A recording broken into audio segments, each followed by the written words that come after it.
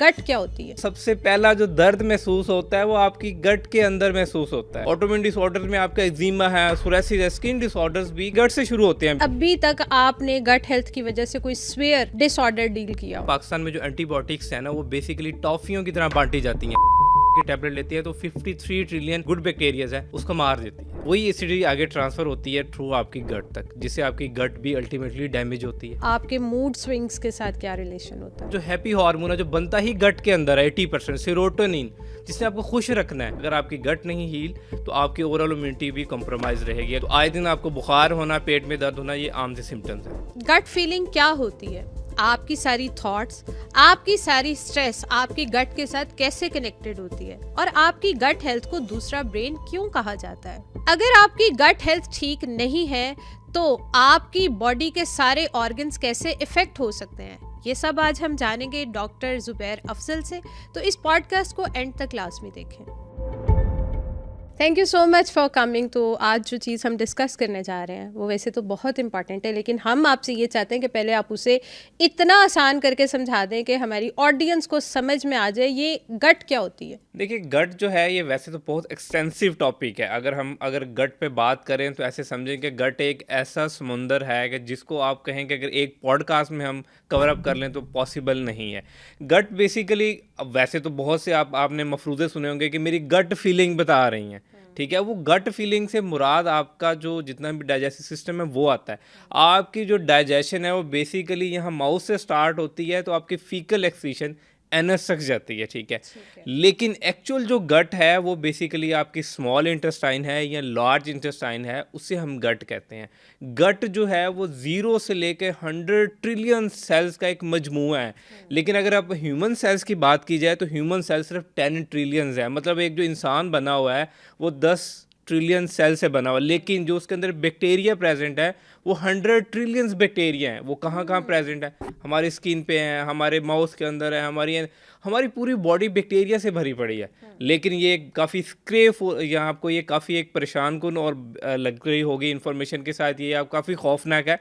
लेकिन हमारी बॉडी के अंदर इसके लिए बैरियर्स मौजूद है। हमारी स्किन बैरियर्स है, हमारी बेसिकली प्रोटेक्टिव लीनिंग्स हैं, स्टमक के अंदर है, स्मॉल इंटेस्टाइन है, वो इन सब से सेव कर रही होती है। बट इस गट को जो है वो हम आगे जाके डिवाइड कर देते हैं गुड और बैड बैक्टीरियाज के अंदर, ठीक है।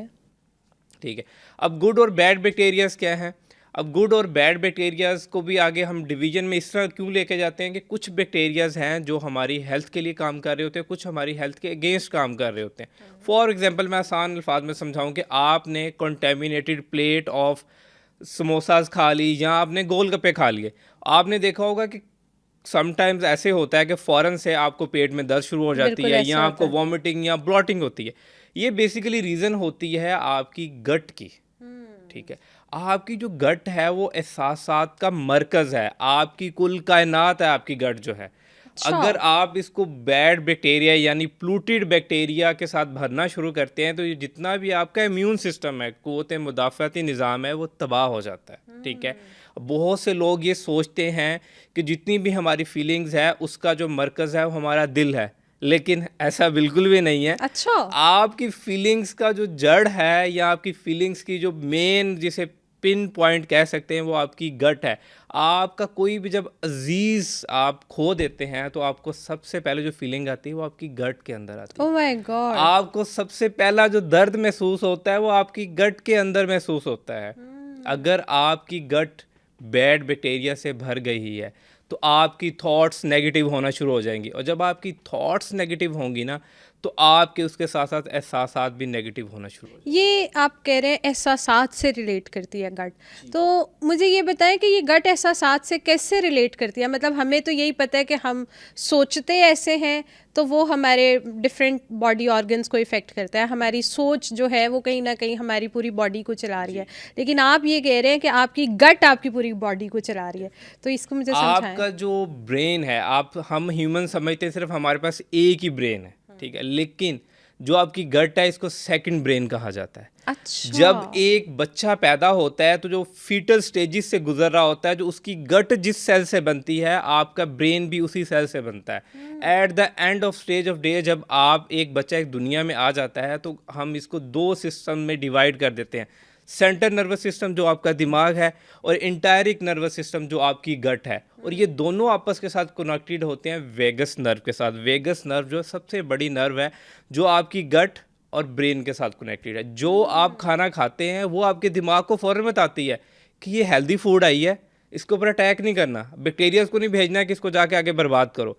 अगर कोई आप बुरा खाना खा रहे हैं, जैसे मैंने आपको एग्जांपल दी थी समोसे की प्लेट ही, और उसको कंटेमिनेटेड थी, अनहाइजेनिक थी, तो आपके गुड बैक्टीरियाज क्या करेंगे, लड़ना शुरू हो जाएंगे उस बैड बैक्टीरिया के साथ जो आपने एक प्लेट के साथ कैरी किए हैं, ताकि वो आपको आगे आपका जितना भी इम्यून सिस्टम उसको नुकसान ना पहुंचा सके। अगर अल्टीमेटली वो आपके गुड बैक्टीरिया से नहीं लड़ सकेंगे तो फिर आपको सिम्टम्स आना शुरू होंगे, वॉमिटिंग के, पेन्स के और ये सारी चीज़ों के।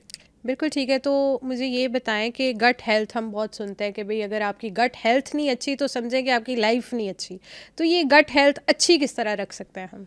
अच्छा देखिए, गट हेल्थ जो है वो जैसे मैंने आपको बताया कि मजमुआ है बैड और गुड बैक्टीरियाज का, ठीक है।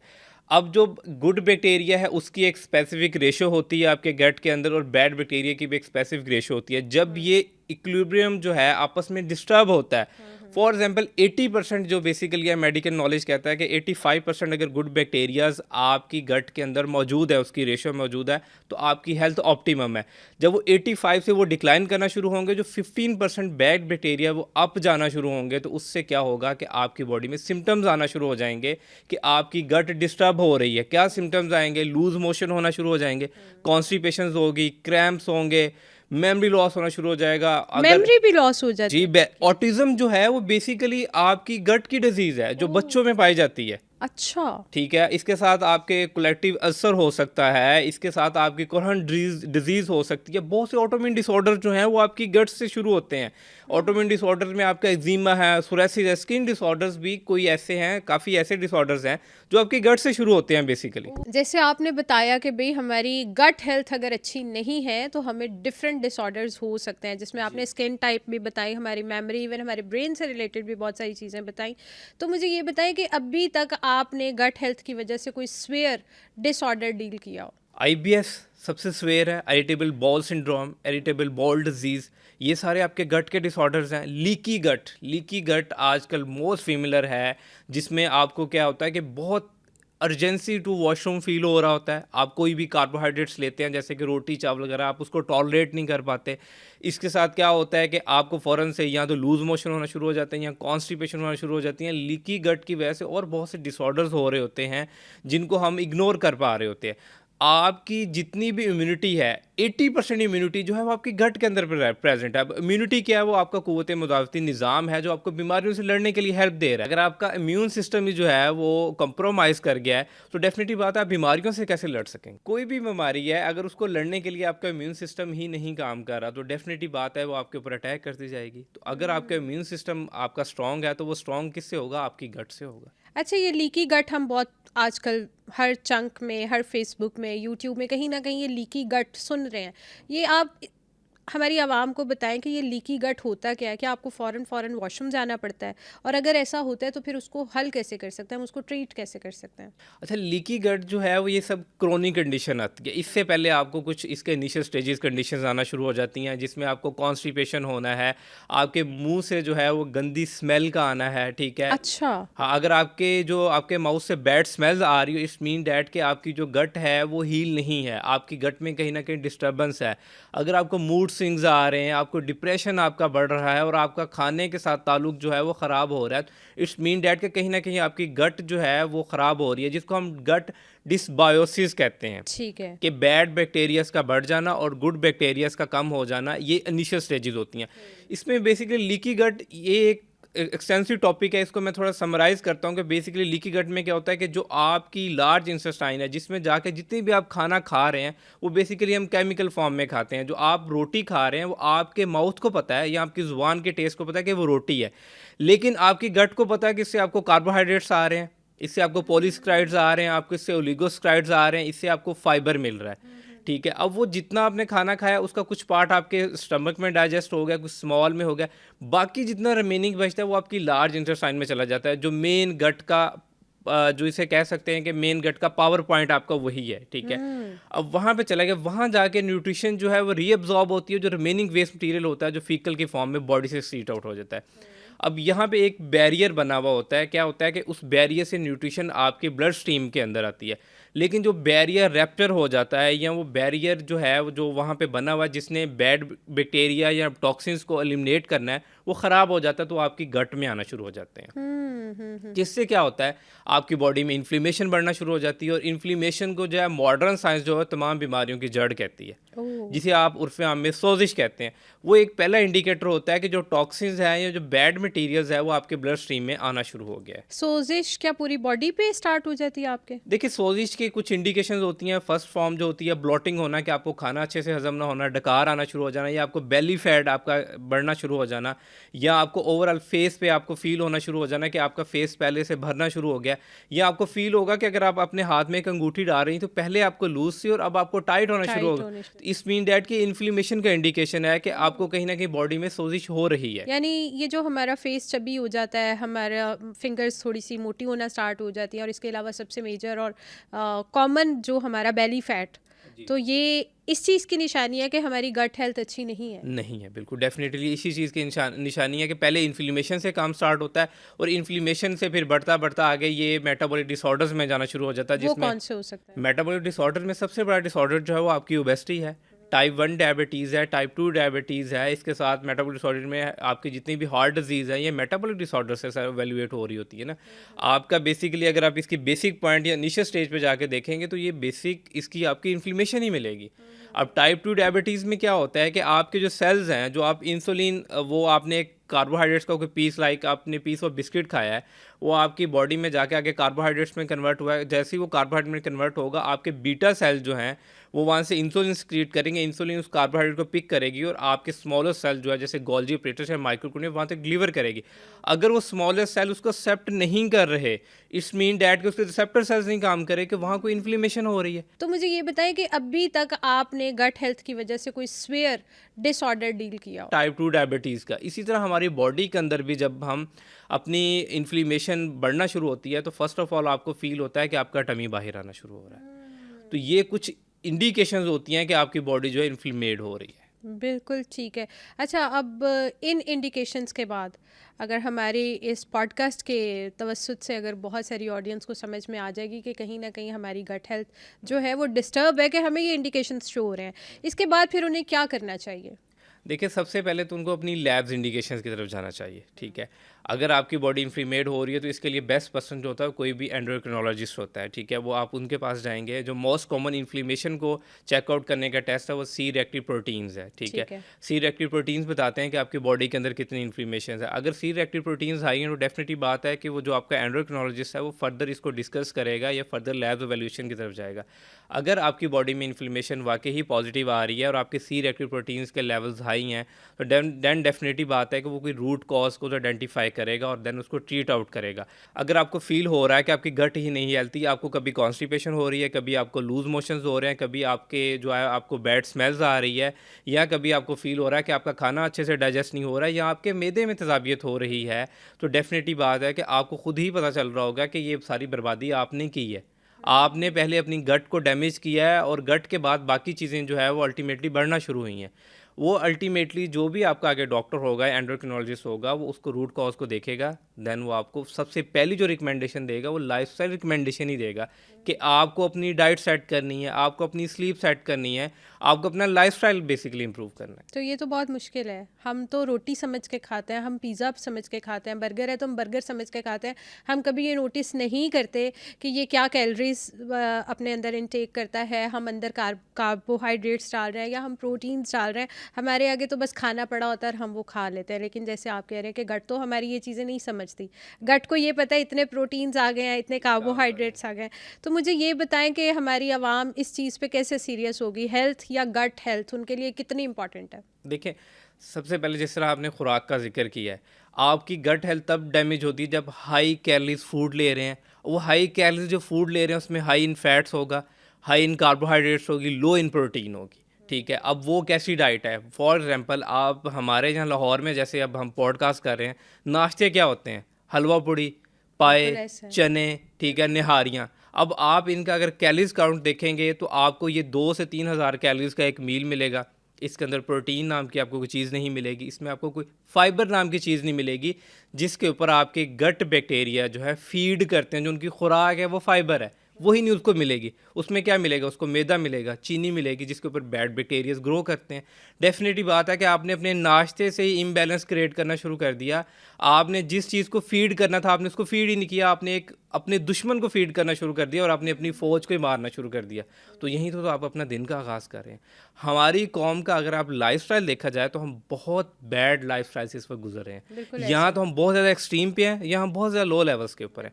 हमें अपनी आदत को चेंज करने की ज़रूरत है। हमें पता होना चाहिए कि हमारी इस वक्त जो जिस्म है या हमारी बॉडी है उसको किस चीज़ की ज़रूरत है। मुझे ये बताएं कि हम ना एक बहुत टाइम के बाद अपनी हेल्थ को लेके सीरियस होते हैं। हमारी बहुत सारी ऑडियंस ऐसे है जिन्हें अभी भी नहीं पता कि ये हेल्थ पॉडकास्ट या ये जो हम अवेयरनेस स्प्रेड कर रहे हैं ये उनके लिए कितने इंपॉर्टेंट है, कि अगर हम हेल्दी फील ही नहीं करते तो 30, 40 या 50s में आके हम कितने ज़्यादा एजिंग प्रोसेस को मीट कर सकते हैं कि अगर हमारी डाइट उस तरह की नहीं है। तो इसके बारे में आप क्या कहेंगे? देखिए, जो हमारी मोस्ट सी बीमारियां हैं जैसे डायमेंशिया है या परकिंस डिजीज़ है या आपके हार्ट अटैक है या टाइप 2 डायबिटीज़ है, इसकी बुनियाद हम अपनी 25 से 30 साल की एज में शुरू करते हैं। जो आपकी 25 से 30 साल की एज होती है ये आपका गोल्डन पीरियड होता है। मोस्ट लोग समझते हैं यही हमारा फाइनेंशियल ईयर्स हैं, इसमें हमने अपना पैसा कमाना है, और बहुत से लोग इसी चीज़ पे फोकस करते हैं कि बस पैसा कमाना है, सेहत को नहीं देखना। और आजकल जितने मैं पेशेंट अपने इन क्लिनिक डील कर रहा होता हूँ 25 से 40 साल के लोगों में डायबिटीज़, कोलेस्ट्रॉल और ये इश्यूज बहुत ज़्यादा हैं। Fatty liver. फैटी लीवर तो बहुत कॉमन हो गया। उसकी रीज़न क्या है कि हम क्या करते हैं कि हम रेडी टू ईट फूड की तरफ चले जाते हैं। अब रेडी टू ईट फूड जो थी वो बेसिकली सेकंड वर्ल्ड वॉर के अंदर इंट्रोड्यूस करवाई गई थी, ताकि जितने भी सिपाही हैं उनके जो फौज के सोल्जर्स हैं वो भूख से ना मर जाएं। लेकिन बाद में इसको इंडस्ट्रियलाइज कर दिया गया, यूरोप ने इस चीज़ को छोड़ दिया है और हम वेस्ट जो हमने जो है इसको फॉलोअप करना शुरू कर दिया। यूरोप की एक बात बहुत अच्छी लगती है मुझे कि यूरोप वाले अगर उनकी खुराक बहुत ज़्यादा बुरी है ना तो उनके जिम आबाद हैं। लेकिन आप लाहौर का एक विज़िट करके देख लेंगे ना, पूरे लाहौर में आपको जितने रेस्टोरेंट है ना उसके इक्वल उतने आपको जिम या फिटनेस क्लब्स नहीं मिलेंगे, उतने पार्क्स नहीं मिलेंगे। बिल्कुल हमारी कोई भी हाउसिंग सोसाइटीज़ है वहाँ पे वो पार्क्स ही नहीं है। हमारे लोगों का फोकस होता है कि अगर 8-10 घंटे का उन्होंने कोई वर्क किया तो उसके बाद बैठ के जाकर उन्होंने नेटफ्लिक्स देखना है, उन्होंने कोई वॉक एक्सरसाइज नहीं करनी। हमने अपनी प्रायोरिटीज़ जो हैं वक्त के साथ चेंज कर ली हैं।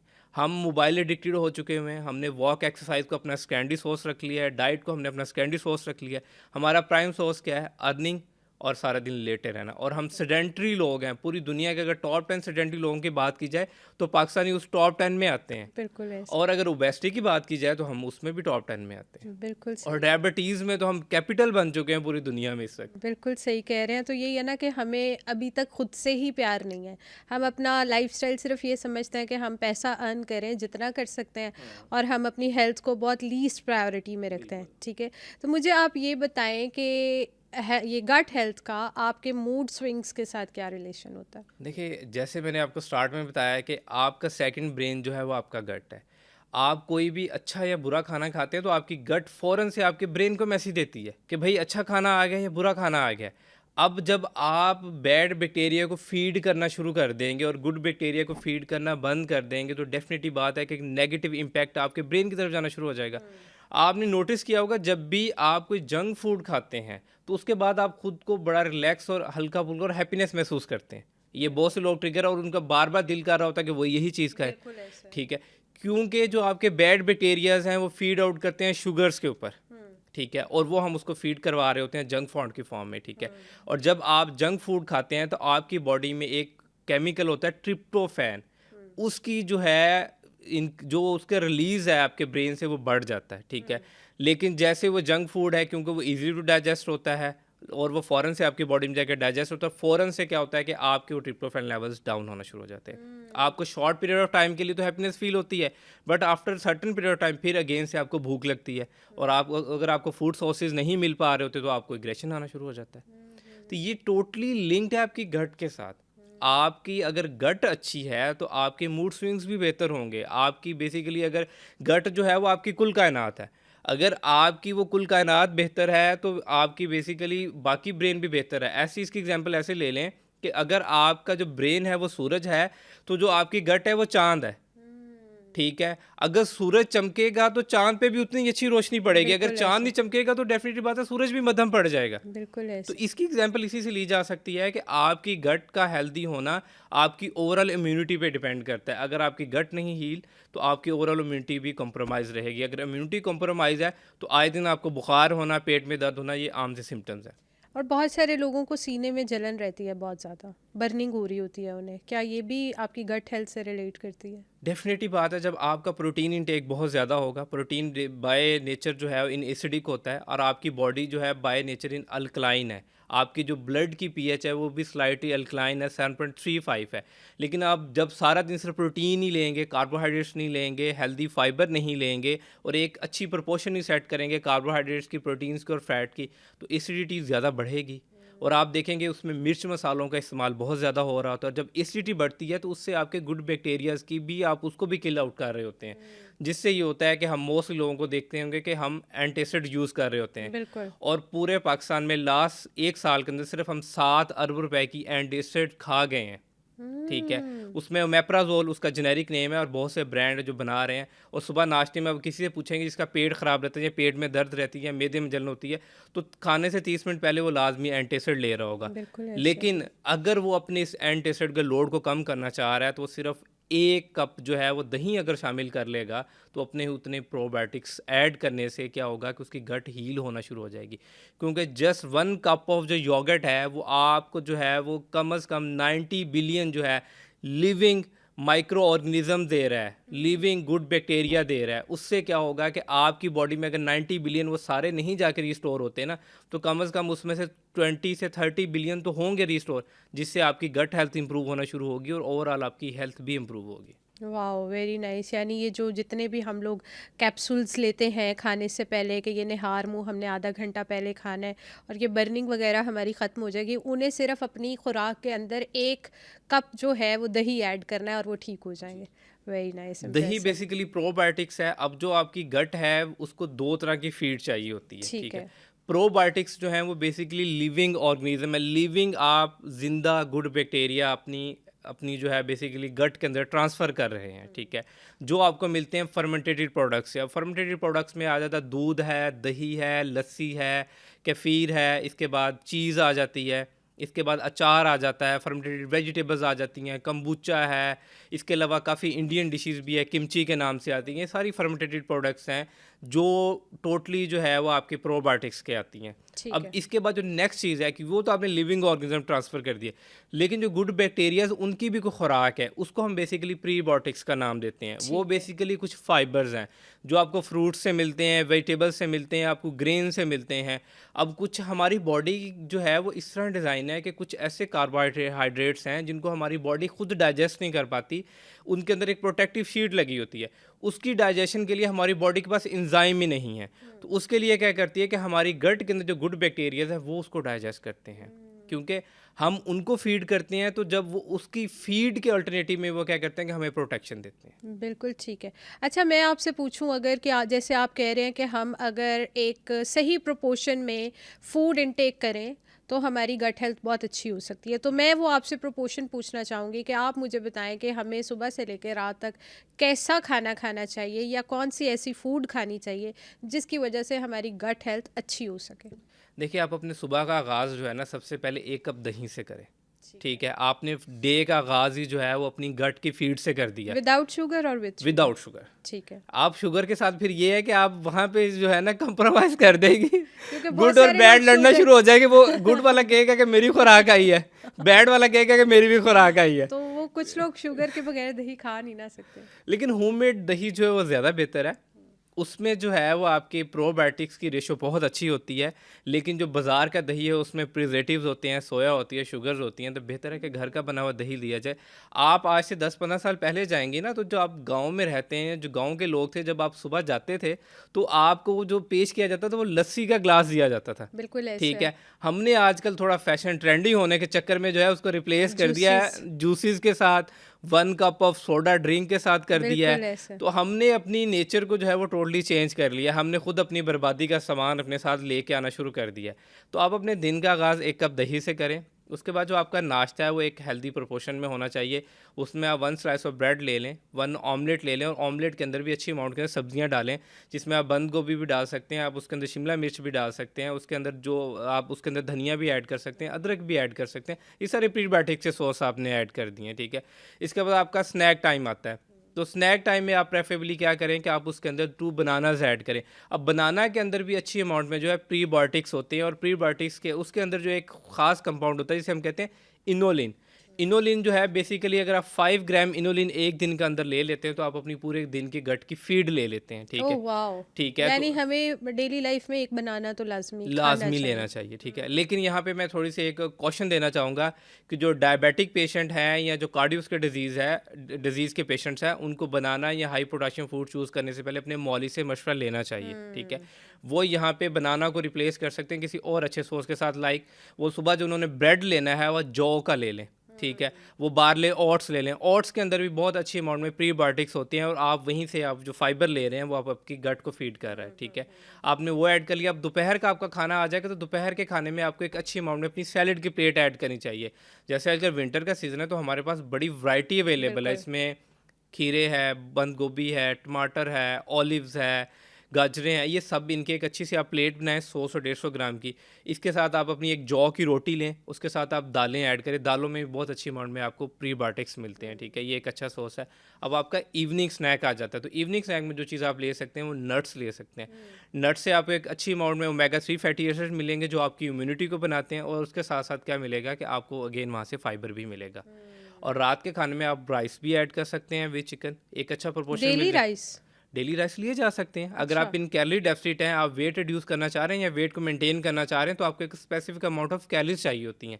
अगर वो कैलोरीज के अंदर आपकी एक प्लेट राइस की एडजस्ट हो रही तो आप ले सकते हैं। कोई भी खाना अच्छा या बुरा तब होता है जब हम उसकी ओवर कंजम्पशन करते हैं।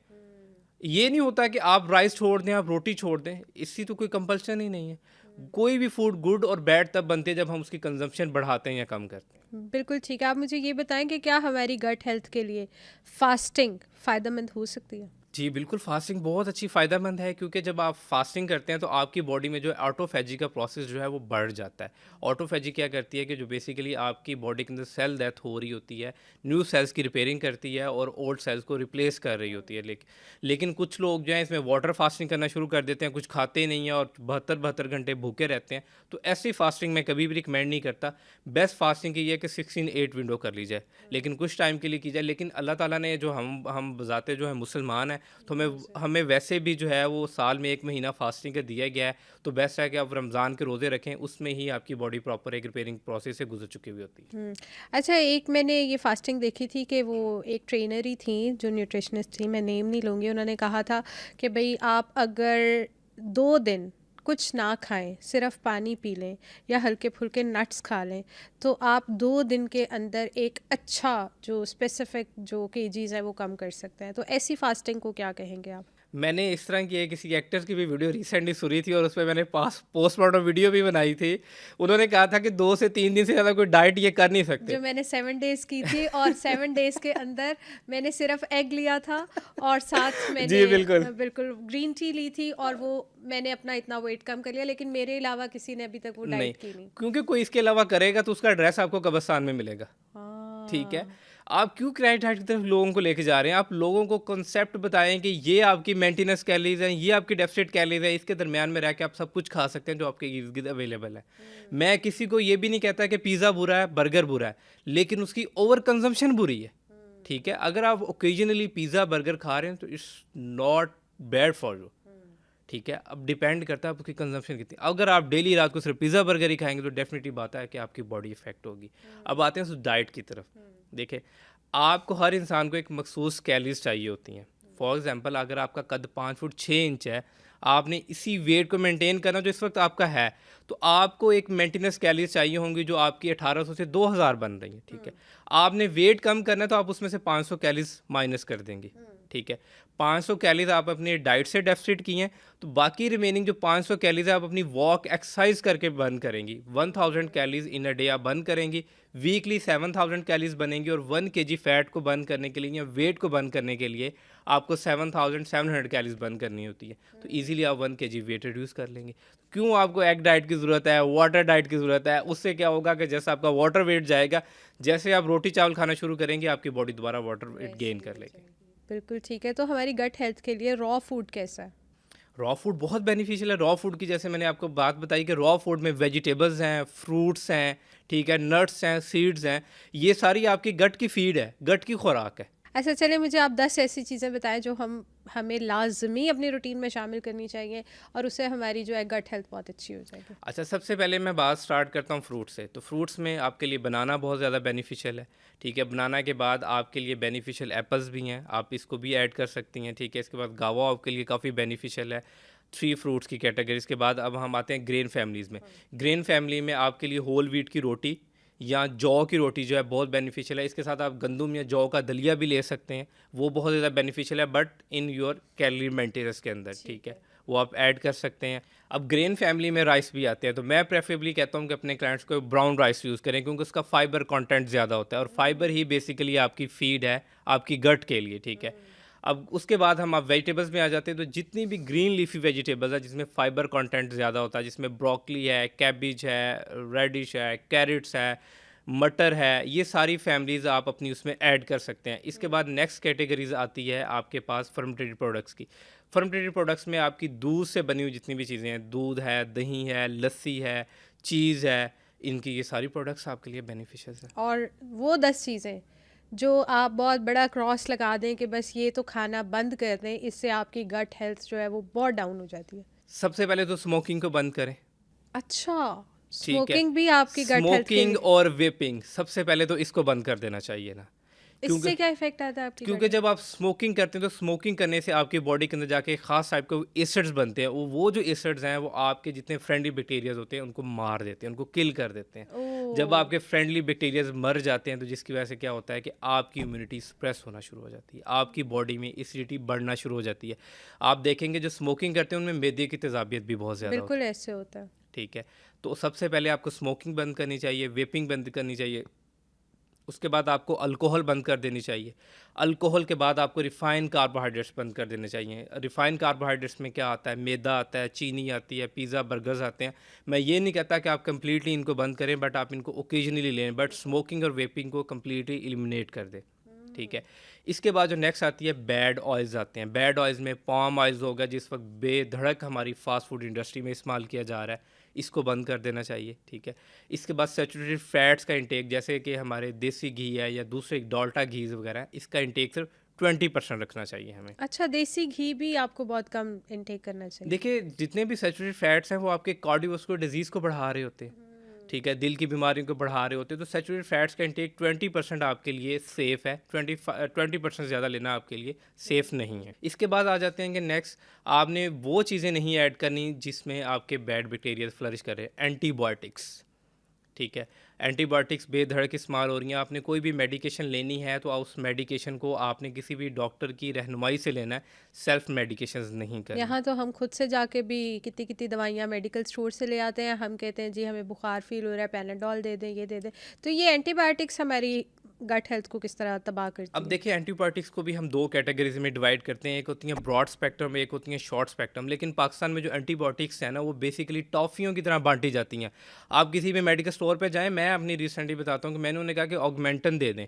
अब ऑगमेंटन जो है वो फर्स्ट क्लास कैटेगरी एंटीबायोटिक्स में आती है, जो अगर आप एक ऑगमेंटन की टैबलेट लेते हैं तो 53 ट्रिलियन माइक्रो जो आपके बेसिकली माइक्रोबायोटा है, जो माइक्रोबायोम्स हैं, जो आपके गुड बैक्टीरियाज हैं, उसको मार देती है, ओह, ठीक है।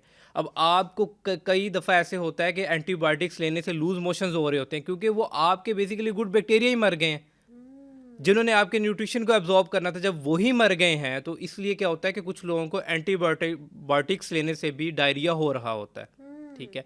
आने वाले 10 सालों में जो कोविड से भी बड़ा पेंडेमिक होगा ना, वो एंटीबायोटिक रेजिस्टेंस का होगा, ठीक है, लोग ड्रग रेजिस्टेंस हो जाएँगे और लोग इसी वजह से मरना शुरू हो जाएँगे कि उन्होंने पहले इतनी ज़्यादा एंटीबायोटिक्स खा ली होंगी कि अब उनके ऊपर बाकी एंटीबायोटिक असर ही नहीं करेंगे। क्योंकि हमारे फ्लू होता है, फ्लू बेसिकली एक इन्फ्लुएंज़ा वायरस की वजह से हो रहा था। अब वायरल डिज़ीज़ को भी ट्रीट आउट करने के लिए हम एंटीबायोटिक्स ले रहे होते हैं। वैसे आपका बुखार जो है वो भी 3 दिन में ठीक हो जाना है, अगर आप एंटीबायोटिक लेंगे तो उससे भी 72 घंटे में ठीक होगा। अल्टीमेटली टाइम उतना ही लगेगा, लेकिन हम सेल्फ सर्टिफिकेशंस के लिए एंटीबायोटिक का बेधड़क इस्तेमाल कर रहे हैं। तो एंटीबायोटिक्स जितनी भी हैं, अमॉक्सिसाइक्लिन है, उसके अलावा आपकी ऑगमेंटन्स होगी, ये जितनी भी एंटीबायोटिक्स हैं ब्रॉड स्पेक्ट्रम है, वो आपके गुड बैक्टीरियाज को किल करती हैं। इसको लेना चाहिए अगर आपकी बॉडी में इन्फेक्शन है, बट आपके डॉक्टर की रहनुमाई से सेल्फ मेडिकेशन नहीं करनी चाहिए। अगर आप एंटीबायोटिक्स ले रहे हैं तो आपको 30 से 40% अपने प्रोबायोटिक्स को भी बढ़ाना चाहिए, जो आप लिविंग जो ऑर्गेनिज्म बैक्टीरिया का है वो भी अपनी बॉडी के अंदर ऐड ऑन करें। क्योंकि अगर एंटीबायोटिक्स के साथ आप प्रोबायोटिक्स का इंटेक बढ़ा देते हैं तो 30% रेशो जो है डायरिया की कम हो जाती है। तो इसलिए एंटीबायोटिक्स लेते वक्त हमें थोड़ा-सा एहतियात क्या बरतनी चाहिए। डाइट जब हम ऐसी बहुत हार्ड मेडिसिन ले रहे होते हैं, इतनी मेडिकेशन स्ट्रांग कर रहे होते हैं, तो कौन सी डाइट हमें तब उस टाइम पे खानी चाहिए? हमें उस टाइम सॉफ्ट डाइट की तरफ जाना चाहिए। मोस्ट प्रोबेबली सॉफ्ट डाइट में क्या आता है, आपकी उसमें दलिया आ सकता है, आपकी खिचड़ी आ सकती है, आपका दही का इस्तेमाल आ सकता है, आपके केले का इस्तेमाल आ सकता है। ये चीज़ें आप अपनी डाइट में ऐड करेंगे। सारे प्रोबायोटिक्स और प्रीबायोटिक्स के सोर्सेज़ हैं, जो आपकी गट को हील अप में भी हेल्प करेंगे और आपकी गट को जो है सॉफ्ट करेंगे, जिससे आपका स्टूल पासिंग में भी आपको हेल्प होगी, कॉन्स्टिपेशन भी नहीं होगी और आपको डायरिया से भी प्रिजर्व रखेगी। अच्छा, ये अब आपने बात की है कि बहुत सारे लोग ना स्टमक से रिलेटेड बहुत सारी डिफरेंट चीज़ें फेस कर रहे होते हैं।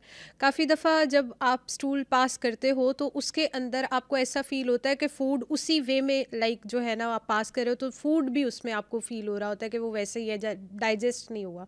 तो ये क्या प्रॉब्लम होता है? ये भी गट हेल्थ से रिलेट ही करता है? जी, बेसिकली ये आईबीडी है, इरिटेबल बाउल डिजीज़ है, जिसमें क्या होता है कि या तो आपको स्टूल के साथ जो है वो उसके साथ आपको ब्लड आ रहा होता है, ब्लड भी आता है, ठीक है, बिल्कुल। या आपकी फूड इंडाइजेशन होती है। ये एक स्वेयर फॉर्म है, ठीक है, आपकी गट की जो है स्वेयर या क्रोनिक इलनेस है। ये काफ़ी ईयर्स के बाद डेवलप होती है। ये उन लोगों में होती है जिनमें मोस्टली पहले आईबीएस होता है, और आईबीएस जो है इरिटेबल बाउल सिंड्रोम जो है वो बेसिकली आपके ज़हनी तनाव की वजह से होती है। ये बेसिकली आपको कि स्टमक डिसऑर्डर नहीं है, ये आपकी स्ट्रेस से रिलेटेड डिजीज़ होती है, ठीक है। अच्छा, इसमें यानी स्ट्रेस हमारा गट हेल्थ पे भी उतना ही इफ़ेक्ट करता है। डेफ़िनेटली बात है कि ये अगर यहाँ पे स्ट्रेस है तो यहाँ पे भी जाएगी। दोनों आपस में कनेक्टेड हैं वेगस नर्व के ज़रिए। Oh! Okay, okay, okay. First brain ये है तो सेकंड ब्रेन ये है। सेकंड ब्रेन इसने ये है। इसको मैसेज दे दिया कि भई ऊपर जो है हालात बेड़ा गर्क हो चुके हैं तो नीचे भी होंगे, डेफ़िनेटली बात है।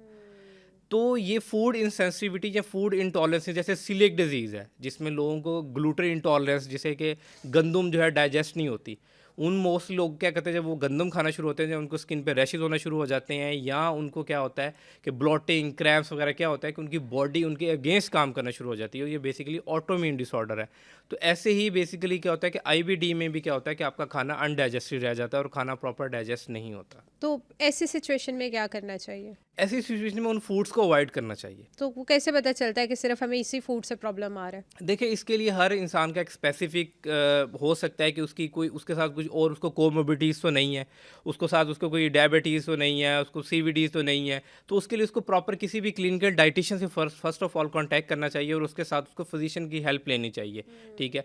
फिजिशियन उसको रूल आउट करेगा थ्रू लैब्स और अल्ट्रासाउंड के बीच में कोई उसको अल्सरेटिव कोलाइटिस तो नहीं हो गया, या उसको एच पाइलोरी की वजह से तो नहीं आ रहा। ये भी कुछ डिसऑर्डर है जिसकी ये वजह से। दोनों चीज़ें क्या? अच्छा, अल्सरेटिव कोलाइटिस में क्या होता है कि जो आपकी बेसिकली क्लोन है, जो बेसिकली जहाँ आपकी बेसिकली गट का सबसे एंड पॉइंट है, वहाँ पे क्या होता है कि आपकी जो प्रोटेक्टिव लीनिंग है, जो उसको पूरी को गट को प्रोटेक्ट करिए, वो ख़त्म हो जाती है, ठीक है। ओह! अच्छा, अल्सर का बेसिकली मतलब है कि वहाँ पे ज़ख्म होना शुरू हो जाता है, ज़ख्म हो जाते हैं, बिल्कुल। ठीक है।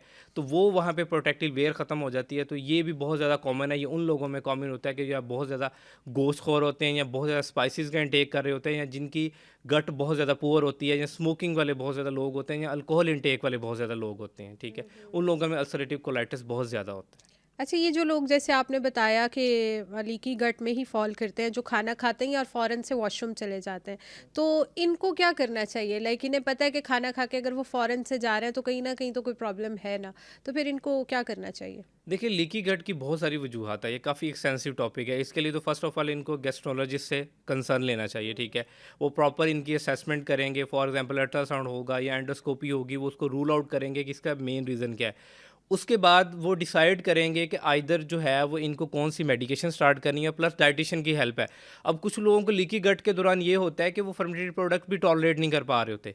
उस वक्त फिर होता है कि आप इन प्रोडक्ट को फूड की बजाय सप्लीमेंटेशन फॉर्म में लें, कैप्सूल फॉर्म में लें या पाउडर फॉर्म में लें। तो उस वक्त वो आपका जो जीआई एक्सपर्ट होता है वो डिसाइड करता है कि हमने इसको किस चीज़ या कौन से ट्रीटमेंट से पहले स्टार्ट करना है। वो एक ऑथेंटिक पर्सन होता है कि जो इसको डिसाइड आउट करता है। तो जेनेटिकली भी ये गट हेल्थ अगर लाइक पेरेंट्स में कभी किसी की ख़राब हो तो क्या ये ऐसा पॉसिबल होता है कि आगे उनके बच्चों में भी कोई ना कोई एक लाजमी सफ़र कर रहा होता है इससे? देखिए, जीन से जो है जेनेटिकली डिसऑर्डर जो है 17% जो है वो ट्रांसफ़र होते हैं, ठीक है। अब कुछ पेरेंट्स में नहीं भी ट्रांसफ़र होते अगर वो अपनी लाइफ़स्टाइल को अच्छा इम्प्रूव कर लेते हैं। फॉर एग्ज़ाम्पल, अगर पेरेंट्स खुद ही जिम नहीं जा रहे, पेरेंट्स खुद ही जंक फूड्स खा रहे हैं, पेरेंट्स खुद ही वो गंद बला खा रहे हैं, तो ज़ाहिर-सी बात है जो नई जनरेशन होती है वो पेरेंट्स को फ़ॉलो कर रही होती है। वो पेरेंट्स को फ़ॉलो करेंगे। अगर कुछ लोगों में ऐसे होता है कि उनके पेरेंट्स में स्टमक डिसऑर्डर्स नहीं होते, बट उनकी जो आगेली नस्ल होती है, बच्चे होते हैं, उनका पुअर लाइफ़स्टाइल की वजह से वो हो रहा होता है, ठीक है। काफ़ी जेनेटिकली डिसऑर्डर्स ऐसे हैं जिनको हम कम कर सकते हैं या जिनकी प्रिवेलेंस को जो है हम वक्त से पहले भी कम कर सकते हैं। जैसे टाइप 2 डायबिटीज़ है, अगर मेरे पेरेंट्स में है तो ये मुझे तभी ट्रांसफ़र होगी जब मैं उसको फेवरेबल कंडीशंस दूंगा। लाइक मैं कार्बोहाइड्रेट्स का इंटेक बहुत ज़्यादा करूँगा, वेट पुट ऑन कर लूँगा, सेडेंटरी लाइफस्टाइल ले आऊँगा, डेफिनेटली बात है ये मुझ में भी आ जाएगी, ठीक है। जितने भी जेनेटिकली डिसऑर्डर्स होते हैं वो फेवरेबल कंडीशंस के ऊपर ही एक्सप्रेस करते हैं। अगर आप उसको फेवरेबल कंडीशन नहीं देंगे तो डेफिनेटली बात है कि वो फ्लरिश नहीं करेंगे। ठीक है, मुझे आप ये बताएं डॉक्टर ज़ुबैर के जैसे आजकल का दौर है, 10 में से 8 लोग तो डिप्रेशन या स्ट्रेस में से गुजर रहे होते हैं, ठीक है, और उनके माइंड में और ही किस्म के कोई ख्यालात चल ख्यालात रहे चल होते रहे हैं, होते हैं। ठीक है। तो ऑब्वियसली आपने कहा कि ये हमारा पहला ब्रेन है और गट हमारा दूसरा ब्रेन दूसरा है, ब्रेन है। ठीक है। तो वो हमारी गट हेल्थ को भी इफ़ेक्ट करते हैं। तो हम जब डिप्रेशन होता है तो हमें बहुत सारे साइकियाट्रिस्ट जो हैं वो ऐसी टैबलेट्स दे देते हैं, रिलैक्सिन या कुछ भी, कि भाई ये थोड़ा टाइम यहाँ से नम रहे और सोए रहे। तो इस सारे सिनेरियो में हम अपनी गट हेल्थ कैसे अच्छी रख सकते हैं? देखिए, वो उन्होंने आपको दिया सिम्टोमेटिक ट्रीटमेंट, जो आपको अलामात आ रही हैं उसको उन्होंने दिया। देखिए, आप अब अगेन अब आपके हाथ में बॉल आ गई है, अब आपने अपनी डाइट को इम्प्रूव करना है, ठीक है। फर्स्ट ऑफ ऑल आपने अपने लाइफस्टाइल को इम्प्रूव करना है। उन्होंने आपको टैबलेट दे दी है रात को सोने के लिए, लेकिन दिन तो आपके पास मौजूद है। आप अपने दिन का आगाज़ एक अच्छी बैलेंस डाइट के साथ करें, वॉक एक्सरसाइज की रूटीन इम्प्रूव करें। जैसे वॉक एक्सरसाइज की आप रूटीन बनाएंगी तो आपका जो हैप्पी हार्मोन है जो बनता ही गट के अंदर है, 80% सेरोटोनिन, जिसने आपको खुश रखना है, वो गट के अंदर बन रहा है। ओह जिसने अच्छा, आपको सुकून देना है, जिसने आपको कामनेस देनी है, वो आपके गट के अंदर बन रहा है। मतलब हमें सबसे पहले जब तक हम अपनी गट को ही खुश नहीं करेंगे तो गट तो हमारी पूरी बॉडी को खुश नहीं डेफिनेटली बात है, आपने तो बहुत से लोगों को कहते हुए सुना कि ये मेरी गट फीलिंग बता गट रही है। फीलिंग बता तो रही वो है। गट फीलिंग यही तो होती है आपकी बेसिकली, ठीक है। हाँ। तो आपका सेरोटोनिन, डोपामीन, जो आपको खुश करने के हार्मोन्स हैं, जो आपको पीस देते हैं, जो आपको कामनेस देते हैं, वो तो बनते हैं आपकी गट के अंदर 80%, और वहीं से वो फिर ट्रांसफ़र होते हैं पूरी बॉडी के अंदर। तो डेफिनेटली बात है, जब आप उसको फेवरेबल कंडीशंस देंगे, आप गट को प्रीबायोटिक्स देंगे, प्रोबायोटिक्स देंगे, एंटीबायोटिक्स का यूज़ कम कर देंगे, वॉक एक्सरसाइज की रूटीन डेवलप करेंगे, 7 से 8 घंटे की नींद लेंगे, अपनी बॉडी को प्रॉपर रेस्ट देंगे, डेफिनेटली बात है वो सिम्टम्स भी कम होना शुरू हो जाएंगे और साथ साथ आपकी मेडिकेशंस का लोड भी कम होगा। वाह, वेरी नाइस। मतलब गट तो बहुत इंपॉर्टेंट रोल प्ले करती है हमारी पूरी गट बॉडी आपकी में। कुल कायनात है, मैंने तो आपको पहले बताया कि आपकी कुल कायनात यहाँ पे है। बिल्कुल ठीक है। तो मुझे ये बताएं कि हम मतलब अपनी गट अच्छी रखने के लिए खुद से, या खुद से नहीं तो चलो किसी से कंसल्ट करके, कोई विटामिन्स वगैरह, कोई कैल्शियम्स वगैरह इस तरह की चीज़ें ऐड कर सकते हैं? आपकी B12 विटामिन हैं वो तो बनते ही आपकी गट के अंदर है। सब कुछ गट के अंदर बनता है हमारे। देखिए, आपकी गट ने जो आपने खाना खाया है ना, उसमें से जितनी न्यूट्रिशन है उसको रीअब्जॉर्ब करना है। जितने विटामिन बी कॉम्प्लेक्स विटामिन्स हैं, जितने भी आपके वाटर सॉल्युबल विटामिन्स हैं, आपके बायोटीन जो है वो आपकी गट के अंदर है। आपकी गट आगे उसको डिस्ट्रीब्यूट कर रही है, ठीक है। तो डेफिनेटली बात है, अगर जब आपकी गट ही अच्छी है तो फिर आपको मल्टी विटामिन्स की तरफ जाने की क्या ज़रूरत है। हाँ, अगर आपको मल्टी विटामिन्स लेने हैं तो आप उनको फ्रूट्स से ऐड करें, उनको वेजिटेबल्स से ऐड करें, आप अपनी डाइट को अच्छा करें। क्योंकि कोई भी आप न्यूट्रिशन सप्लीमेंट्स का पैकेट पढ़ेंगी ना तो उसके ऊपर लिखा होता है कि ये किसी भी बीमारी का इलाज नहीं है, मुतवाज़न ग़िज़ा आपका इलाज है। अगर आप पढ़ेंगे, कोई भी कंपनी ये क्लेम नहीं कर सकती कि ये मल्टी विटामिन्स आपको इतनी बायो अवेलेबिलिटी देगा या इतने अरसे में ये आपकी न्यूट्रिशन डेफिशिएंसी को कंप्लीट कर देगा। वो आपकी फूड ही करती है। अगर आपकी फूड बैलेंस है तो आपको फूड से विटामिन और मिनरल्स लाजमी मिल जाएंगे। बिल्कुल ठीक है। तो ये जो हम चाय कॉफ़ी का इंटेक बहुत ज़्यादा करते हैं, इससे हमारी गट हेल्थ पे क्या असर आता है? अच्छा, इसको पॉजिटिव और नेगेटिव दोनों चीज़ों में जाता है। आप चाय लवर तो नहीं है? नहीं, मैं टी लवर नहीं हूँ। आई थिंक सो मुझे 2008 मैंने लास्ट टाइम चाय पी थी, वाह, और उसके बाद अमेजिंग। अभी रिसेंटली मैंने पी है। वो भी मेरी मिसेज ने मसाला टी बना के दी थी विदाउट शुगर, के आप चाय पिए, आपको फ्लू हुआ हो तो ये ठीक हो जाएगा। ओह अच्छा, वेरी ठीक है, नाइस, वेरी अदरवाइज मैं टी लवर नहीं हूँ, लेकिन मैं टी लवर्स के अगेंस्ट भी नहीं हूँ। अगर आपने चाय पीनी है तो आप ज़रूर चाय पिए, बट उसकी ओवर कंजम्पशन ना करें। अगर आप 2 कप एक दिन के अंदर पी रहे हैं तो उसके अंदर पॉलीफिनोल्स होते हैं जो आपकी गट को हेल्प करते हैं फ्लरिश करने में या ग्रो करने में। अगर आप 2 से ज़्यादा कप पी रहे हैं, अब हमारे माशरे में ये होता है, मैंने बहुत से बिजनेसमैन देखे ड्यूरिंग कंसल्टेशन, जो एक दिन के अंदर सिर्फ पीते ही चाय है, बाकी कोई खाना नहीं होता। सुबह भी चाय, या दिन 10 बजे भी चाय, या दोपहर को भी चाय, या कोल्ड ड्रिंक है। तो वो आपकी गट को डेफिनेटली पता डैमेज करेगी, क्योंकि कैफ़ीन बाय नेचर एसिडिक होती है, और जितनी ज़्यादा आप एसिडिटी बढ़ाते जाएंगे, आपकी बॉडी बाय नेचर अल्कलाइन है, स्लाइटली अल्कलाइन है, 7.35 मैंने आपको बताया कि ब्लड की पीएच है। तो डेफिनेटली बात है कि वो आपकी स्टमक की लीनिंग जो प्रोटेक्टिव लेयर है उसको जाके डिस्टर्ब करेगी। अगर आप 2 कप पी रहे हैं तो इट्स सेफ है, अगर 2 से ज़्यादा कप पी रहे हैं तो वो आपके लिए नुकसानदेह है। और कॉफ़ी? कॉफ़ी भी 2 कप्स इनफ। लेकिन अब मैंने देखा है बहुत से लोग क्या करते हैं, कॉफ़ी के अंदर देसी घी डाल के पी रहे हैं जी, वेट लॉस के लिए पी रहे हैं, ये कर रहे हैं। कॉफ़ी सिंपली आप मिल्क कॉफ़ी ले सकते हैं विदाउट शुगर, इज सेफ। अच्छा अच्छा अच्छा, मतलब इसके वो कोई साइड इफेक्ट्स नहीं है हमारी गट हेल्थ नो, कोई साइड, पे? सेफ है बिल्कुल। सेफ है। लेकिन आप ये है कि आप ब्लैक कॉफ़ी पी रही हैं और दिन के अंदर वेट लॉस के लिए कहवे पी रही हैं, ब्लैक कॉफ़ी पी रही हैं और 5-5 6-6 कप पी रही हैं, तो डेफिनेटली बात है कि वो आपकी गट को डिस्टर्ब करेगी। अच्छा, ये कहवे और ब्लैक कॉफ़ी नहीं पीनी चाहिए? देखिए, कहवे और ब्लैक कॉफ़ी एक लिमिट तक सेफ है, ठीक है। अगर आप खाली पेट पी रहे हैं तो आप अपनी स्टमक एसिडिटी को बढ़ा रहे हैं। 2 कप पीते हैं अमूमन ज़्यादातर लोग। हाँ, आप उसको 2 कप पिए, लेकिन किसी मील के साथ पिए। अच्छा। ठीक है, आप खाली पेट पी रहे हैं तो खाली पेट तो आपकी बॉडी की जो नीड है वो 1 कप दही है। अगर आपने दही को रिप्लेस कर दिया कॉफ़ी के साथ, अब आपके गट बैक्टीरिया बेचारा 12 घंटे की फास्टिंग के बाद रात के खाने के बाद वेट कर रहे हैं कि मेरी खुराक आने वाली है, और खुराक में आप उसको एसिड पिला रहे हैं, तो डेफिनेटली बात है वो मर जाएंगे। तो आपको अपने दिन का आगाज़ जो है बेसिकली वो 1 कप ऑफ योगर्ट से करना चाहिए। ठीक है, कॉफ़ी को आप अपने ब्रेकफास्ट के साथ ले लें, वो ज़्यादा बेहतर ऑप्शन है। डॉक्टर ज़ुबैर, मुझे ये बताएं कि बहुत सारे लोगों का ना खाना खाते ही पेट ख़राब हो जाता है। उनको पेट ख़राब रहना, लाइक उनका तो हफ्ते में कुछ 3-4 दिन तो ये मस्ट होता है ना पेट, ये क्या प्रॉब्लम है? आप देखेंगे ना उनकी कुछ कॉमन अलामात में देखेंगे, या तो ओवर थिंकिंग होंगे, या हर वक्त ज़हनी तनाव में रहते होंगे, ठीक है, या उनकी उनकी स्ट्रेस लेवल बहुत ज़्यादा होंगे। क्योंकि जैसे स्ट्रेस लेवल्स बढ़ते हैं, क्योंकि ये दोनों ब्रेन आपस में कनेक्टेड हैं, ठीक है। ठीक है, आपकी बॉडी को लगता है कि आप फाइट एंड फ्लाइट मोड में चले गए हैं। उसमें क्या होता है कि या लड़ लो या भाग जाओ। उस सूरत में आपकी बॉडी एक हार्मोन सिक्रीट करती है, जिसे हम कहते हैं गैरेलिन। उसका काम है आपको भूख को लगाना, ठीक है। अब आपको एक्चुअली उस वक्त भूख तो लग नहीं रही होती, आपकी बॉडी क्या करती है कि स्टमक में एसिड को रिलीज कर देती है, ठीक है, ओह, जिसकी वजह से आपको जो स्टमक है उसमें एसिडिटी बढ़ना शुरू हो जाती है, ठीक है। अच्छा। उससे एसिडिटी जो बढ़ती है वही एसिडिटी आगे ट्रांसफ़र होती है थ्रू आपकी गट तक, जिससे आपकी गट भी अल्टीमेटली डैमेज होती है, ठीक है। और ऐसे लोगों में ज़हनी तनाव आप अगर देखेंगे कॉमनली, या तो उनकी रात की नींद डिस्टर्ब होगी, या हर वो कुछ ना कुछ सोच रहे होते हैं। तो सबसे पहले तो उनको अपनी ओवर थिंकिंग को कम और करना सोच भी वो रहे होते हैं जिससे उन्हें बस टेंशन ही होनी है, कुछ अच्छा नहीं सोचते। वो इमेजिनेशन में रहते हैं ना हर वक्त, कि यार बस अब मुझे ये नुकसान हो जाएगा, अब मुझे ये नुकसान हो जाएगा, अब ये हो जाएगा। फॉर एग्जांपल, मैं एक एग्जांपल के साथ आपको समझा देता हूँ कि आपके जो मेड है वो आपको सुबह कॉल करके कहती है कि मैं आज काम पे नहीं आ रही, ठीक है। आपको फर्स्ट ट्रॉमा यहीं से मिलता है, स्ट्रेस मिलना शुरू हो जाती है, ठीक है।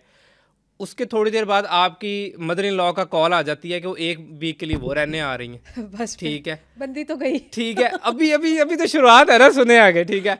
फिर आपको 2 घंटे बाद कॉल आती है कि आपकी मेड बहुत ज़्यादा बीमार हो गई और 1 हफ्ते के लिए वो नहीं आ रही, Oh my God, ठीक है।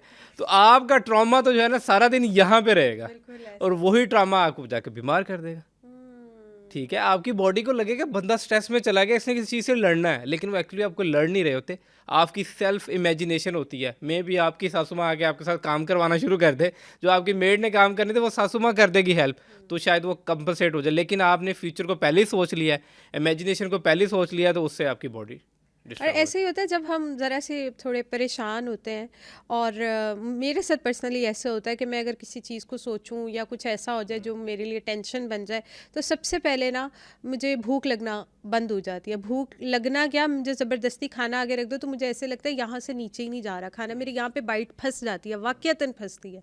तो ये भी सारा गट हेल्थ और ब्रेन के साथ कनेक्शन है। देखिए, मैंने आपको बताया ना कि आपकी गट जो है वो आपके एहसासात का मरकज़ है, ठीक है, आपका दिल बाद में सोचता है, पहले आपकी गट को पता चल जाता है कि इसके साथ कोई मामला तो हुए हैं। ठीक है, तो वो गट सबसे पहले गट डिस्टर्ब होती है, बाकी मामला बाद में डिस्टर्ब होते हैं। और ठीक, गट फिर बाकी सबको डिस्टर्ब करती है। बाकी सबको डिस्टर्ब करती है। इसकी मैं आपको एक स्टोरी से समझा देता हूँ। आपके सारे ऑर्गन्स बैठे हुए, उनकी एक बैठक लगी हुई है। सबसे पहले ब्रेन आता है, वो कहता है कि मैं हर चीज़ को कंट्रोल करता हूँ। ठीक है, उसके बाद नेक्स्ट बारी आ जाती है दिल की। वो कहता है भाई मैं बीट करता हूँ, मैं बीटर हूँ, मैं आपके हर ऑर्गन के सेल तक जो है ऑक्सीजन को सप्लाई करता हूँ। ठीक है, उसके बाद आ जाती है बारी आपके लीवर की। वो कहता है भाई मैं मेटाबोलाइज करता हूँ, मैं डाइजेस्टिव सिस्टम को सपोर्ट करता हूँ, मैं टॉक्सिन्स को एलिमिनेट करता हूँ, मैं तो जहर निकाल रहा हूँ बॉडी से, मैं नहीं निकालूंगा तो सब मर जाएंगे। इसके बाद बारी आती है गट की। गट कहती है कि भाई मैं डाइजेशन भी करती हूँ, मैं न्यूट्रिशन को अब्जॉर्ब भी करती हूँ, रीअब्जॉर्ब भी करती हूँ, और टॉक्सिन को एलिमिनेट भी मैं कर रही हूँ। ठीक है, उसके बाद सारे हंसना शुरू कर देते हैं। फिर गट क्या करती है, गट सिस्टम को शट डाउन करती है कुछ टाइम के लिए, और उसके बाद सब उसकी मिन्नतें करते हैं कि भाई एग्री, आप हमारी मुर्शिद हैं, क्योंकि सारा काम तो गट के अंदर हो रहा है ना। आपके मूड स्विंग्स, आपके हैप्पी हार्मोन्स, आपकी डाइजेशन, सारा कुछ गट के अंदर है। अगर गट ही न्यूट्रिशन को एब्जॉर्ब नहीं करेगी तो दिल कैसे पंप करेगा, उसको भी तो एनर्जी चाहिए ना। लीवर कैसे काम करेगा, उसको भी तो कोई एनर्जी चाहिए ना एटीपी की फॉर्म में। तो वो तो वहाँ से सारा कुछ आ रहा है। वाओ, यानी मुर्शद सिर्फ गट है। गट है, कुल कायनात है आपकी गट। बिल्कुल ठीक है। अब मुझे ये बताएं, बहुत सारे लोग ना इंस्टेंट नूडल्स बहुत ज़्यादा खाते हैं, तो मुझे बताएं कि ये क्या हमारी गट हेल्थ के लिए अच्छी है? इंस्टेंट नूडल जो है ना, थोड़ा सा कॉन्ट्रोवर्शियल सा टॉपिक है। ठीक है, कुछ लोगों ने इस पे ये भी वीडियोस बनाई कि ये कैंसर कॉजिंग है, ये वो। ठीक है, मैदा जो होता है ना वो कैंसर कॉजिंग नहीं है। ठीक है, इट्स सेल्फ मैदा जो है वो आपके वीट से ही अलग हुआ होता है। आप जो गंदम खाते हैं उसका एक पार्ट होता है, लेकिन वो रिफाइंड पार्ट होता है, उसमें न्यूट्रिशन कम होती है, वहीं से आपकी इंस्टेंट नूडल्स बन रही होती हैं। ठीक है, इंस्टेंट नूडल्स को अगर आप हेल्दी बनाना चाहें, it's self simple instant noodles आपके लिए हेल्दी नहीं है, नुकसानदेह हैं।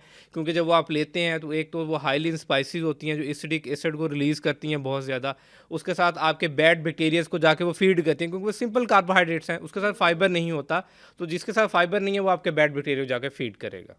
ठीक है, ठीक ठीक है, है। तो उसमें क्या होता है कि अगर आपने इंस्टेंट नूडल्स खानी है तो once in a week it's safe, लेकिन जो खाने से पहले उसमें ढेर सारी सब्जियों को ऐड करें, वो सब्जियां ऐड करें जिसके अंदर फाइबर होता है। और इसके साथ आप क्या एडिशन कर सकते हैं, उसके साथ आप 100 ग्राम जो है बोनलेस चिकन ऐड कर दें, तो आपने उसमें प्रोटीन भी ऐड कर दिया, कार्ब्स भी ऐड कर दिया, फाइबर भी ऐड कर दिया, तो ये आपका बैलेंस मील हो गया। लेकिन इसको ये आप तो ले फिर सकते हैं। प्रॉपर स्पैगेटीज बन गई ना, फिर ये इंस्टेंट नूडल्स तो ना रही। इंस्टेंट नूडल जो है वो जुबान का चस्का है, और जो चस्का है वो हमेशा बर्बाद ही करता है।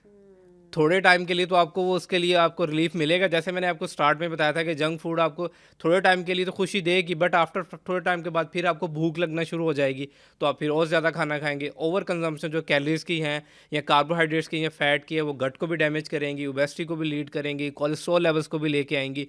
फीमेल में पीसीओज होगा, मेल्स के अंदर जो है वो आपके सीवीडीज़ हैं, डायबिटीज़ हैं, ये इश्यूज़ होना शुरू हो जाते हैं। डॉक्टर जुबैर, हम बहुत ज़्यादा कोल्ड ड्रिंक्स अपने रूटीन में रखते हैं, हम सॉफ्ट ड्रिंक्स, अब ये जो मार्गरीटाज आ गए हैं डिफरेंट किस्म के, तो क्या इससे भी हमारी गट हेल्थ को जो है कोई नुकसान होता है? देखिए, हर चीज़ की ओवर कंजम्पशन जो है वो आपका नुकसान देती है। अब कुछ आर्टिफिशियल स्वीटनर्स भी यूज़ हो रहे थे, जी ज़ीरो ड्रिंक सेफ़ है, बट आर्टिफिशियल स्वीटनर रिसर्चेज में एविडेंस बेस है कि ये आपकी गट को जाके डैमेज करते हैं, ये बैड बैक्टीरियाज़ को फ्लरिश करते हैं और गुड बैक्टीरियाज़ को जो है ना वो बेसिकली डैमेज करते हैं। अगर आप इसकी लाइक ओकेजनली आप कोल्ड ड्रिंक ले रहे हैं तो इट्स सेफ़ है, बट अगर आप इसको रेगुलर अपनी डाइट का पार्ट बना रहे हैं तो ये सेफ़ नहीं है। बट पर्सनली अगर आप मुझसे पूछेंगे कि बिरयानी की प्लेट के साथ आप मैं कोल्ड ड्रिंक लूँगा या लस्सी लूँगा, तो मैं लस्सी को प्रेफर करूँगा।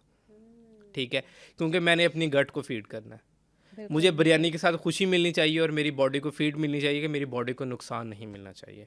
अब इसी तरह कुछ रिसर्चेज हुई हैं जो कुछ वर्कर्स पे की गई हैं, कुछ ओसीडी के पेशेंट्स के ऊपर की गई हैं। उसमें देखा गया है कि कुछ केमिकल वर्कर्स थे जिनके जो है डिप्रेशन या एंजाइटी बहुत ज़्यादा था, तो उनको क्या किया गया कि उनको प्रीबायोटिक्स या प्रोबायोटिक्स के सप्लीमेंट दिए गए 40 डेज से 120 डेज। तो उन्होंने देखा कि उसमें सिग्निफिकेंट इंप्रूवमेंट है, लाइक 40% उनमें इंप्रूवमेंट आ गई उनकी स्ट्रेस और एंजाइटी में। इसी तरह ओसीडी के कुछ पेशेंट्स थे जिनको एविडेंस बेस्ड स्टडीज़ की गई, 20 से 30 लोगों के ग्रुप को जो है उन्होंने प्रोबायोटिक्स का सप्लीमेंट्स दिए और देखा तो उनके ओसीडी के सिम्टम में भी 40% तक इंप्रूवमेंट्स आई थी। तो ये प्रोबायोटिक्स हम ऐड कर सकते हैं अपनी डाइट में विद फूड और विद सप्लीमेंट्स? देखिए, अगर तो आपकी बॉडी जो है वो टॉलरेट नहीं कर रही फर्मेंटेड प्रोडक्ट्स को, लाइक कुछ लोग लैक्टोज इंटॉलरेंस होते हैं जिनको दूध दही वाली चीज़ें डाइजेस्ट नहीं होती, तो सप्लीमेंटेशन ले सकते हैं। सप्लीमेंटेशन ऐड की जा सकती है। सप्लीमेंटेशन सेफ़ है। सप्लीमेंटेशन एज अ इंश्योरेंस काम कर रही होती है आपके फूड के साथ, कि अगर फूड बैलेंस है तो सप्लीमेंटेशन भी काम करेगी। अगर आप कह रहे हैं कि आप सिर्फ पिज़्ज़ा, बर्गर, शवारमाज और रिफाइंड कार्बोहाइड्रेट के साथ सप्लीमेंटेशन ऐड करके उन डेफिशिएंसीज को पूरा कर लेंगे, तो वो नहीं पूरा होंगी। वो तभी पूरा होंगी जब आप बैलेंस डाइट साथ ले रहे होंगे, अदरवाइज़ ये नहीं होंगी। बिल्कुल ठीक है। चलें लास्ट क्वेश्चन की तरफ आते हैं। मुझे ये बताएं कि अगर हमारी बॉडी ने हमारी गट हेल्थ के साथ एक फ्रेंडली रिलेशन बनाना है तो वो कैसे बना सकती है? देखिए, हमारी बॉडी का वैसे भी फ्रेंडली रिलेशनशिप होता है बैक्टीरिया के साथ। हम उनको फीड करते हैं, वो हमें प्रोटेक्शन देते हैं, वो हमें इम्यूनिटी देते हैं, हमें विटामिन्स देते हैं, हमें उसके साथ काफ़ी जो है कार्बोहाइड्रेट्स को डाइजेस्ट करने में हेल्प देते हैं। फ्रेंडली रिलेशन यही होगा कि जो नेचर है उसके करीब रहा जाए, वॉक एक्सरसाइज की जाए, बैलेंस डाइट ली जाए, प्रॉपर 7 to 8 आवर्स की स्लीप ली जाए और अपनी बॉडी को वो दिया जाए जो उसकी फीड है, जो उसकी ज़रूरत है। उसको वो ना फीड करवाया जाए जो उसकी ज़रूरत नहीं है। अगर हम आज से 15-20 साल पहले चले जाएंगे, या मैं इसको यहाँ से आपको एक तंजानिया ट्राइबल की एग्जांपल दे सकता हूँ। तंजानिया में एक ट्राइबल है जिसका नाम हज्जा है, ठीक है। उसके कुछ लोग अभी ज़िंदा हैं। वो लोग बेसिकली क्या करते हैं कि वो 20 दिनों में सिर्फ एक शिकार करते हैं और वो हंटिंग करके खाते हैं, ठीक है। बाकी 20 दिन वो क्या खाते हैं, बाकी 20 दिन वो क्या खाते हैं, उसमें वो नट्स ले रहे हैं, सीड ले रहे हैं, फ्रूट्स ले रहे हैं, ठीक है। और उनके अंदर अगर जब उन्होंने एनालिसिस किए तो उनके अंदर ना कोई डायबिटीज़ थी, ना कोलेस्ट्रोल था, ना सीवीडी डिजीज़ थी। और उनके अंदर जो गुड बैक्टीरिया थे, स्ट्रेन थे, वो 1200 से लेकर 16 तक थे। लेकिन हम एशियंस या अमेरिकन के अगर हेल्दी लोगों को कंसिडर किया जाए तो उनमें सिर्फ 1000 थे। उनमें डाइवर्सिटी ज़्यादा थी क्योंकि वो बैलेंस में थे। वो सारा दिन भागते थे शिकारों के पीछे, नेचर के करीब थे। और 20 दिन के बाद वो एक प्रोटीन ले रहे हैं, तो 20 दिन वो जो थे उसमें वो डाइवर्स फूड ले रहे थे। हमें डाइवर्स फूड लेनी है जिसमें आपके नट्स भी हों, सीड्स भी हों, फ्रूट्स वेजिटेबल्स भी हों, लेंटिल्स भी हों, पल्सेस भी हों। हमें सारे वो हेल्दी फूड ग्रुप्स चूज़ करने हैं जो हमारी बॉडी की नीड्स हैं, और उन फूड ग्रुप्स को एलिमिनेट करना है जो हमारी नीड नहीं है, जैसे हमने फैंसी तौर पे ऐड किए हुए हैं, जैसे स्मोकिंग है, वेपिंग है, अल्कोहल है, रिफाइंड कार्बोहाइड्रेट्स। आई होप कि इस पॉडकास्ट से आपको काफ़ी मदद मिली होगी। अगर आप किसी भी टॉपिक से रिलेटेड कोई सवाल करना चाहते हैं तो आप हमें कमेंट सेक्शन में बता सकते हैं। मैं बहुत ही मेहनत और रिसर्च के बाद डिफरेंट डॉक्टर्स के साथ हेल्थ वाइज कंटेंट बनाती हूँ। अगर आपको मेरा कंटेंट वैल्यूएबल लगता है तो सुनो पॉडकास्ट हेल्थ को सब्सक्राइब करें।